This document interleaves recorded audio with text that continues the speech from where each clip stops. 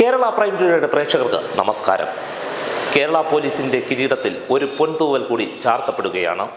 ഞാൻ പറഞ്ഞു വരുന്നത് കുണ്ടറ പടപ്പക്കരയിലെ ഇരട്ട കൊലപാതക കേസിലെ പ്രതിയെ ശ്രീനഗറിൽ നിന്നും പിടികൂടിയതിനെ കുറിച്ചാണ്.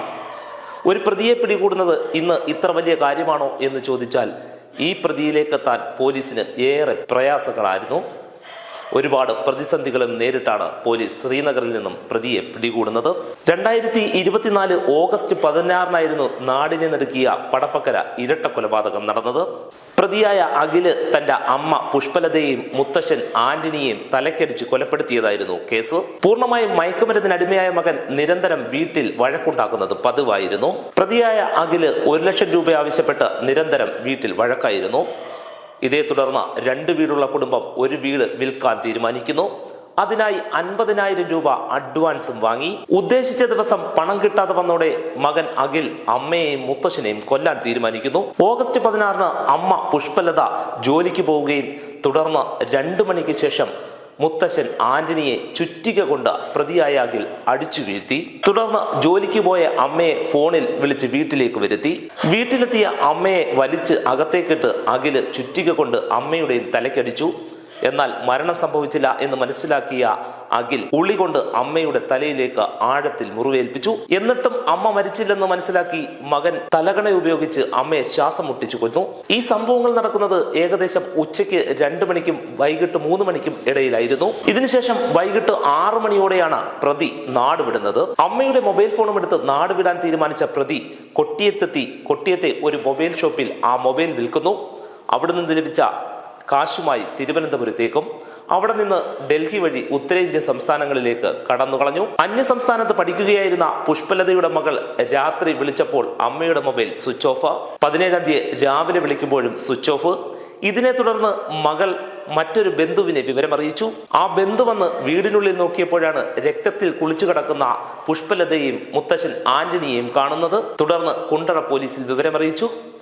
17-ാം തീയതി രാവിലെ 11 മണിയോടെ കുണ്ടറ പോലീസ് സ്ഥലത്തെത്തുമ്പോൾ പുഷ്പലത മരിച്ചിരുന്നു. പുഷ്പലതയുടെ പിതാവ് ആന്റണിക്ക് ജീവനുണ്ടായിരുന്നു. ഉടൻ തന്നെ തിരുവനന്തപുരത്തെ മെഡിക്കൽ കോളേജിൽ എത്തിക്കുകയും അവിടുത്തെ തീവ്ര പരിചരണ വിഭാഗത്തിൽ ചികിത്സയിലിരിക്കെ ദിവസങ്ങൾ കഴിഞ്ഞ് മരണപ്പെടുകയും ചെയ്തു. കൊലപാതകങ്ങൾക്ക് പിന്നിൽ മകൻ അഖിൽ തന്നെയെന്ന് ആദ്യ ദിനം തന്നെ പോലീസ് ഉറപ്പിച്ചിരുന്നു. പ്രതിയെ തിരിച്ചറിഞ്ഞിട്ടും 4.5 മാസങ്ങളെടുത്തു പ്രതിയെ പിടികൂടാൻ. കാരണം പ്രതിയിലേക്ക് എത്തുക വളരെ പ്രയാസമായിരുന്നു. പ്രതി മൊബൈൽ ഉപയോഗിക്കുകയോ സമൂഹ മാധ്യമങ്ങൾ ഉപയോഗിക്കുകയോ ചെയ്തിരുന്നില്ല.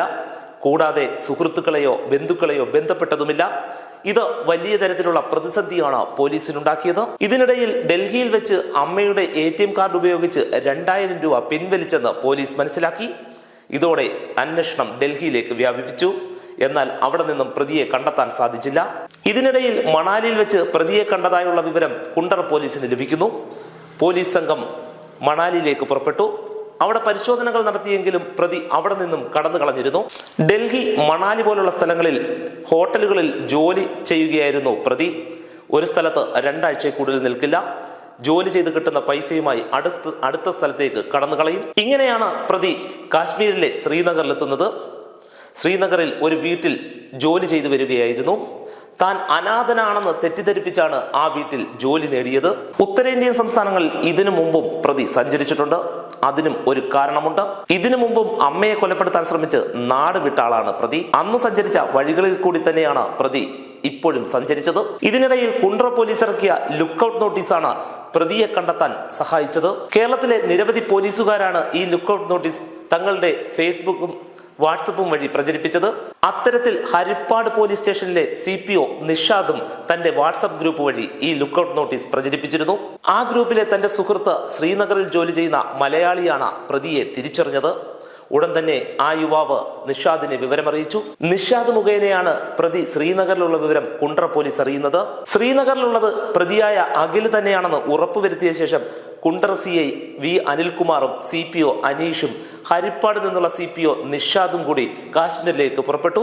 ശ്രീനഗറിലെത്തിയ മൂവർ പോലീസ് സംഘം നിഷാദിന്റെ സുഹൃത്തിന്റെ സഹായത്തോടെയും കാശ്മീർ പോലീസിന്റെ സഹായത്തോടെയും അഖിൽ താമസിച്ചിരുന്ന വീട് കണ്ടെത്തി. പോലീസ് വീടിനുള്ളിൽ പ്രവേശിക്കുമ്പോൾ അഖിൽ ആഹാരം കഴിച്ചുകൊണ്ടിരിക്കുകയായിരുന്നു. തങ്ങൾ കേരള പോലീസ് ആണെന്ന് പറഞ്ഞപ്പോൾ 2 കൈകളും ഉയർത്തി തംസപ്പ് കാണിച്ചു. അധികം ബലപ്രയോഗങ്ങളൊന്നുമില്ലാതെ തന്നെ അഖിൽ പോലീസിന് പിടി നൽകി. ശ്രീനഗറിൽ ജോലി ചെയ്യുന്ന മലയാളി യുവാവിന്റെയും കശ്മീർ പോലീസിന്റെയും സഹായത്തോടെ പിടികൂടിയ പ്രതിയെ പോലീസ് കുണ്ടറയിലെത്തിച്ചു. ചോദ്യം ചെയ്യലിൽ തനിക്ക് കുറ്റബോധമില്ലെന്ന് അഖിൽ പോലീസിന് മൊഴി നൽകി. കോടതിയിൽ ഹാജരാക്കി റിമാൻഡ് ചെയ്ത പ്രതിയെ 5 ദിവസത്തേക്ക് കസ്റ്റഡിയിൽ വാങ്ങി. കസ്റ്റഡിയിൽ വാങ്ങിയ പ്രതിയെ പടപ്പക്കരയിലെ ഈ കൊലപാതകം നടന്ന വീട്ടിലെത്തിച്ച് തെളിവെടുപ്പ് നടത്തി. തെളിവെടുപ്പിന് വേണ്ടി അഖിലുമായി പോലീസ് എത്തുമ്പോൾ അഖിലിന്റെ മുഖത്ത് കുറ്റബോധമോ കൂസലോ ഉണ്ടായിരുന്നില്ല. പ്രതി നല്ല ചിരിച്ച മുഖത്തോടെ വീടിനുള്ളിലേക്ക് കയറി. യാതൊരു മടിയും കൂടാതെ, ഒരു കൂസലുമില്ലാതെ അവിടെ അന്നുണ്ടായ സംഭവങ്ങളെല്ലാം, അതായത് മുത്തശ്ശനെയും അമ്മയെയും കൊലപ്പെടുത്തിയ രീതി പോലീസിനോട് വിവരിച്ചു.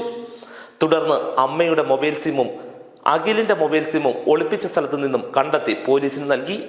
പോലീസ് വീട്ടിൽ നിന്നും അന്ന് പ്രതി ഉപയോഗിച്ചിരുന്നതെന്ന് കരുതുന്ന ഷർട്ടും കണ്ടെത്തി. ചോദ്യം ചെയ്യലിനും തെളിവെടുപ്പിനും ശേഷം പ്രതിയെ കോടതിയിൽ ഹാജരാക്കി വീണ്ടും റിമാൻഡ് ചെയ്യും. തുടർന്ന് കുണ്ടറ പോലീസ് പൂർണ്ണമായ അന്വേഷണ റിപ്പോർട്ട് കോടതിയിൽ ഹാജരാക്കും. അതിനുശേഷം വിചാരണകളുടെ ദിനം. അമ്മയും മുത്തശ്ശനെയും കൊലപ്പെടുത്തിയ മാപ്പർഹിക്കാത്ത കുറ്റത്തിന്റെ ശിക്ഷാവിധി ദിനത്തിനായി നമുക്ക് കാത്തിരിക്കാം.